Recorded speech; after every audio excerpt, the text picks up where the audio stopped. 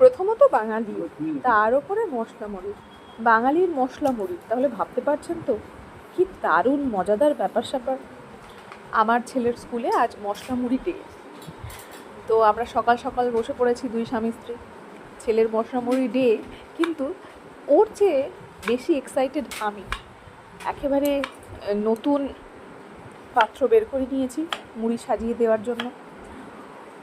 আমি জানি ওর একটুও খাবে না, যেমন যাচ্ছে তেমন চলে আসবে, কিন্তু আমি ভীষণ খুশি। ওই যে মশলা মুড়ি, এই যে দেখুন, ছেলেবেলায় আমাদের স্কুলের ওখানে চিড়ে ভাজা এই সমস্ত কিছু এইভাবে আমরা 2 টাকা করে কিনতাম।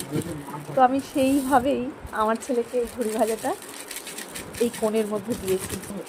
বাড়িতে চার্ট পেপার ছিল, যেটা কাজে লাগছিল না, অপ্রয়োজনীয়, কিনে দিইনি, কিন্তু কেনা ছিল এক্সট্রা, সেটা একটু এই কোণ করে দিয়ে দিয়েছি, ছোটো ছোটো করে এই সমস্ত স্যালাড কুচি দিয়ে দিচ্ছি।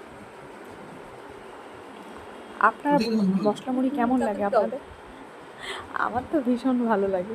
মশলা মুড়ি হচ্ছে বাঙালির আবেগ, জানেন তো। মশলা মুড়ি, চা, খিচুড়ি, এগুলি হচ্ছে বাঙালির আবেগ।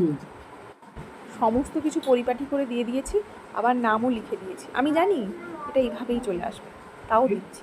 সর্ষের তেল থেকে শুরু করে সমস্ত কিছু দেওয়া আছে, মুড়িটাও কিন্তু দিয়ে দিয়েছি, ভাববেন না যে দেওয়া নেই। এই